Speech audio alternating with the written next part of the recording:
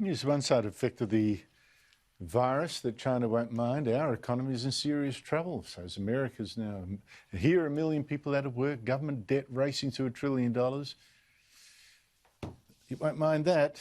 But it would make you think, wouldn't it, that now, above any other time, is the time to drop our global warming craziness. These plans to really hit our economy even harder, really, to destroy our coal-fired power system that gives us the cheap and reliable electricity that business needs.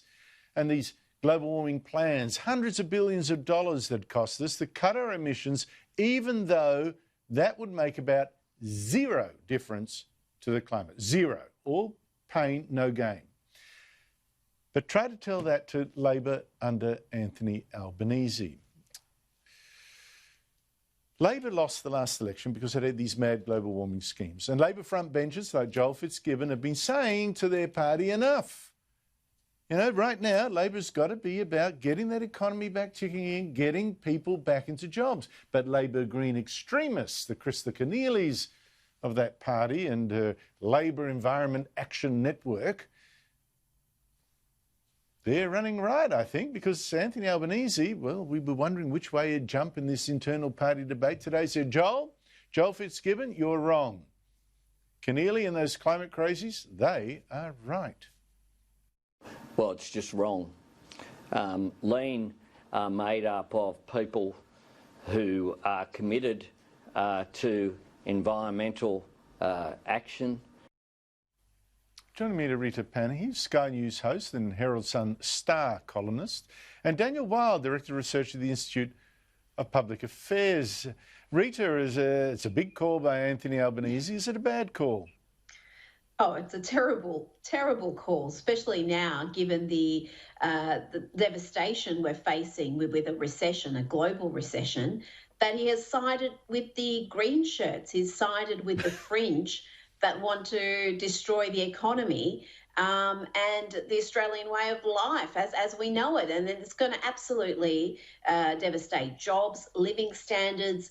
And I think it would have been in Albo's interest to at least pretend that there's a debate happening within Labor, that they're at least debating what is the best course of action for this country and as their official policy. But he's just made it clear that this is the policy. We want zero net carbon emissions, and that we are not changing from that, regardless of what happened at the last election and regardless of what's happening now with this COVID-caused recession that we're in.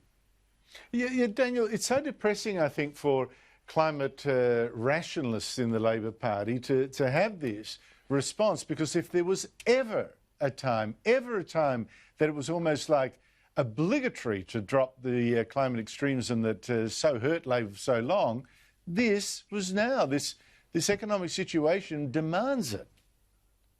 Well, I couldn't agree more, Andrew, and it does get to a very deep divide within the Labor Party, but also I think a divide between mainstream Australians and the elites. Rita said a very important term there, which is the Australian way of life, and surely the Australian way of life is predicated on having a decent, well-paying, stable job that you can form as the basis of your life and everything else that you do. And indeed, it was Labor Senator Raf Kikoni who only about a week and a half ago was talking about the importance of the dignity of work, that all work has dignity, whether you're in the mining sector, agricultural sector, farming, forestry, fisheries. It doesn't matter what your job is, but all work has dignity because all work forms the basis of a decent, flourishing, successful life. But you cannot have the dignity of work. You cannot have a party that on the one hand says it believes in the dignity of work, but on the other hand has these net zero carbon emissions targets, which is going to mean no manufacturing sector, no heavy industry, no agriculture and no resources sector. Yeah, and not even an attempt to sort of come to a sort of middle ground, to unite the party around. Rita, speaking of the climate wars, Professor Peter Ridd was sacked by James Cook University after saying that research by colleagues there, warning of all sorts of climate catastrophes, could not be trusted. Now, first we had a federal court say he was wrongly sacked and an appeal court said he was rightly sacked.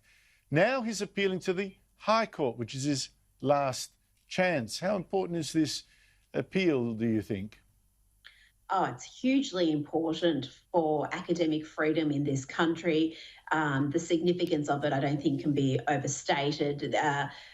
It is crucial that he wins, because otherwise no academic is going to risk their job, risk their livelihood, and challenge the dominant orthodoxy, particularly when it comes to these contentious political debates. And that's not how academic freedom is supposed to work. That's not how scientific inquiry is supposed to work. So this is absolutely crucial. It's shameful that he has to go all the way to the High Court. I hope he's getting some support and people are crowdfunding, because it's not a cheap exercise to go to the High Court.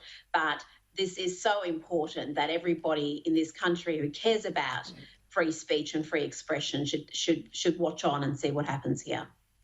Well, you're right about not cheap. It costs a minimum of a couple of $100,000 plus, depending on the lawyers you get. Daniel, you and the IPA, the Institute of Public Affairs, has been backing Peter Ridd. There's a crowdfunding thing on GoFundMe. Why are you behind him on this one? Well, because this is the preeminent issue of our time, Andrew. It's about Peter Ridd's fight for freedom of speech on climate change, but it's much more than that. This is really a stand-in for mainstream Australians versus the elites. We know that 93% of mainstream Australians, 93% of Australians believe that free speech is an important Australian value.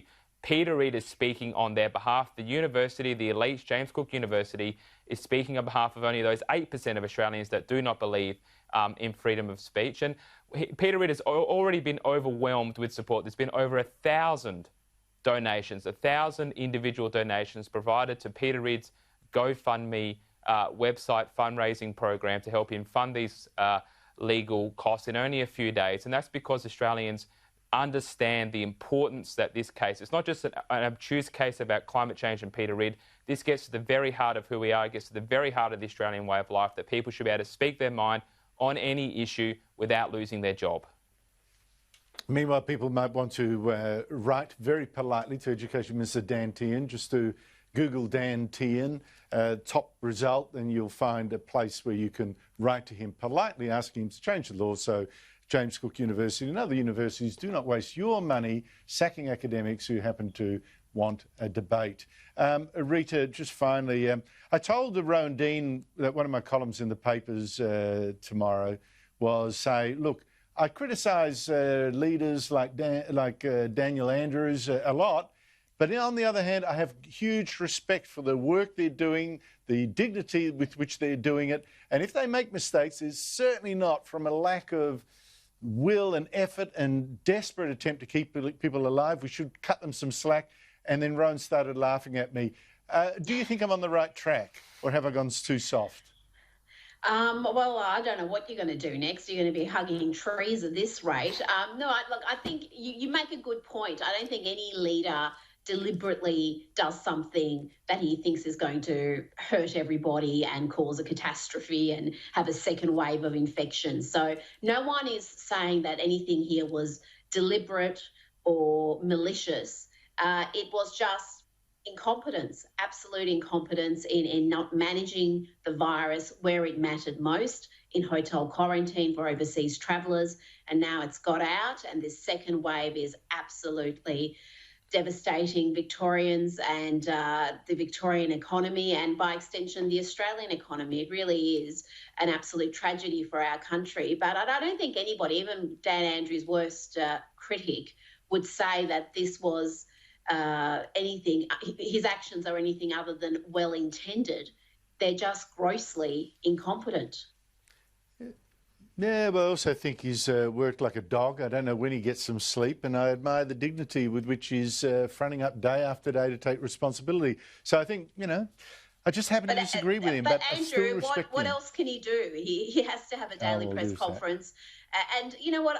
One thing that he'd said yesterday, and it may have been a throwaway line, but I thought it was quite a hurtful thing to say, was about how he wouldn't put his loved one, he wouldn't put his mother in some of these nursing homes. I think that is just such a blow to people whose loved ones are in these nursing homes because they've got no other option. I just thought that was such a again, I don't think there was anything malicious behind it, just such a foolish thing to say. A guy that's sleep deprived and giving an hour-and-a-half press conference day in, day out, and I'm going to cut him some slack. He was trying to, I don't know.